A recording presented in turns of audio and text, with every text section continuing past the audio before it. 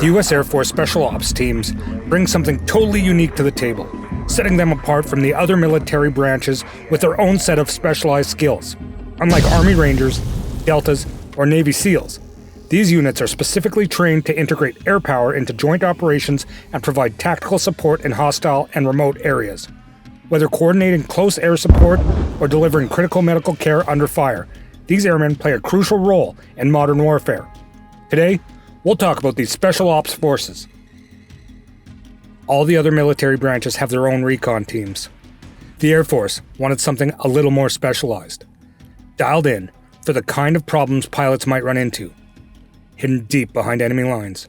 Special recon operators are out there in the dead of night, scoping out the dense terrain for even the tiniest sign of hostile forces. Armed with long-range precision weapons and top-notch skills in electronic warfare and tactical cyber ops, they're loaded up with rucksacks full of cutting-edge surveillance gears. These guys can slip into the most remote jungles to gather game-changing intel. These operators are pros in long-range shooting, the latest sensors, and mini-drones. They're deployed by any means necessary, anytime, anywhere, to collect and exploit time-sensitive information. Working side by side with U.S. and coalition special ops forces, they take on the world's toughest missions in the most extreme environments out there. Special Recon evolved in 2019, taking over from the Special Operations Weather Teams, who previously focused on gathering weather intel in risky areas. In the years before the switch, these airmen had already begun picking up the very skills that define SR today. Though SR training still covers some weather elements, the main mission now is all about air-focused recon, paving the way for aerial attacks. They're experts in mountain recon, trained to navigate and survive in rugged, high-altitude conditions, with parachuting skills in both static line and free-fall techniques. They can drop into action zones fast and smooth. They're also certified in combat diving, giving them the capability to take on missions in amphibious environments. While their primary role isn't direct combat, SRs are fully trained in direct action as well. Next up on our list are Air Force Combat Controllers, CCTs. They are a key part of the Special Ops lineup, also known as Special Tactics Operators. These guys are masters of air traffic control and joint terminal attack control. These mobile traffic controllers navigate aircraft in combat zones a world away from the big, resource-packed control towers at civilian airports. They can slip into hostile areas, mark out landing zones for helicopters, set up makeshift landing strips for fixed-wing aircraft, or designate drop zones for parachute teams. That's their primary mission. They're also trained to call in fire support like jets, attack helicopters, and AC-130 gunships. While that's not usually their main job, that would normally be handled by the Tactical Air Control Party, TACP. We'll dive into more on the TACP role a bit later. CCTs are usually part of a Special Tactics Squadron, Special Tactics teams, and other specialized units. Unlike their Army and Navy counterparts, CCTs aren't out there hunting down high-value targets, so they tend to fly under the radar. These guys are pros in handling comms in tough, forward, or covert missions.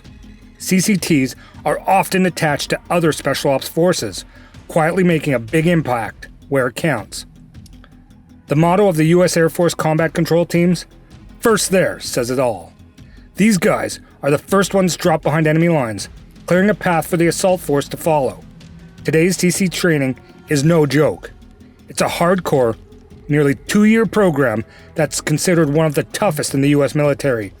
Their training covers everything from infiltration methods like static line and freefall parachuting to scuba diving, rubber raiding crafts, ATVs, and fast roping. Most of them also earn their stripes as Joint Terminal Attack Controllers, keeping up their proficiency to call in close air support when it counts. When a ground force is about to roll into hostile territory, the commander needs eyes on the enemy's installations before giving the green light to go in. For live intel and call in close air support, they turn to the Tactical Air Control Party, TACP. These guys are the comms bridge between ground commanders and strike aircraft. They direct the fighter jets circling high above and get a live feed straight to the heads-up displays. With this info, they can show both pilot and commander exactly where the enemy is. They also coordinate artillery with airstrikes, giving the whole operation serious punch.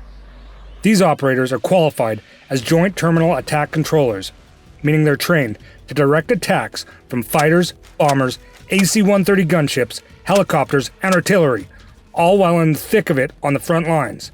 These tactical air controllers regularly head out with Army Special Forces Rangers, Navy SEALs, Delta Force, and Dev Crew.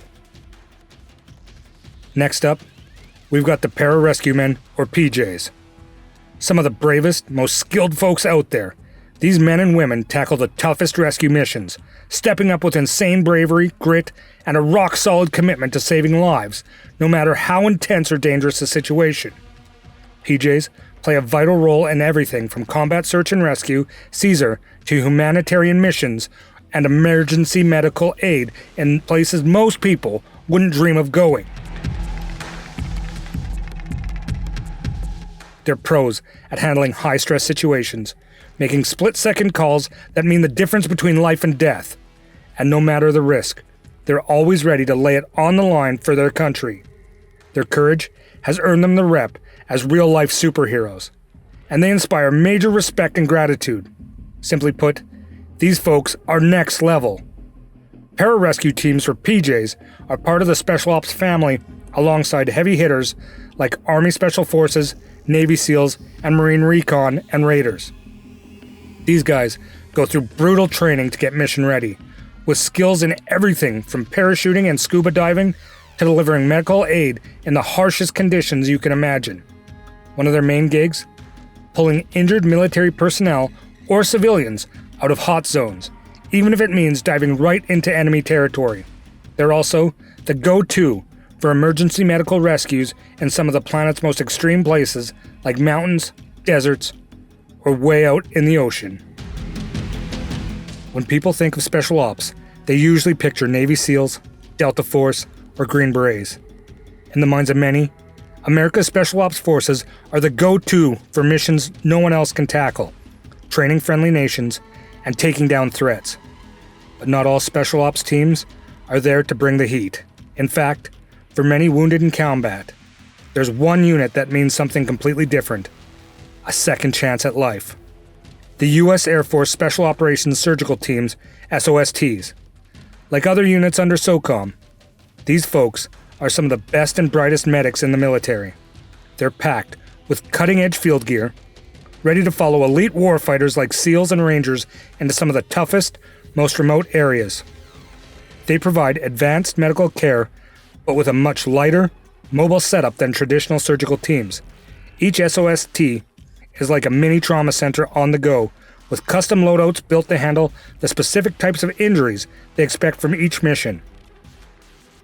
Each SOST is made up of 6 operators: an emergency physician, a general surgeon, a nurse anesthetist, a critical care nurse, a surgical technician, and a respiratory therapist.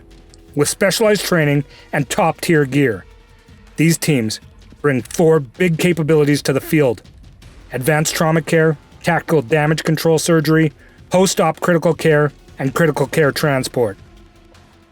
In simple terms, they deliver everything you'd find in a full surgical hospital, but they're doing it close to the action, that they're treating wounds and saving lives that would usually be written off as hopeless. Being right up there with the action also means they see some of the worst injuries. Over time, SOS team members develop a thick skin, just like any other Special Ops team, but that doesn't mean the work is easy. These Special Ops airmen are some of the most highly trained and well-equipped combat medics out there. And just like any elite unit, it takes a certain kind of person: a tough mind, steady nerves, and serious physical endurance to make it on the team and keep saving lives in the most intense, hostile places imaginable. And that's a wrap on today's deep dive into the U.S. Air Force Special Ops Forces. So, what do you think? Let us know in the comments section below.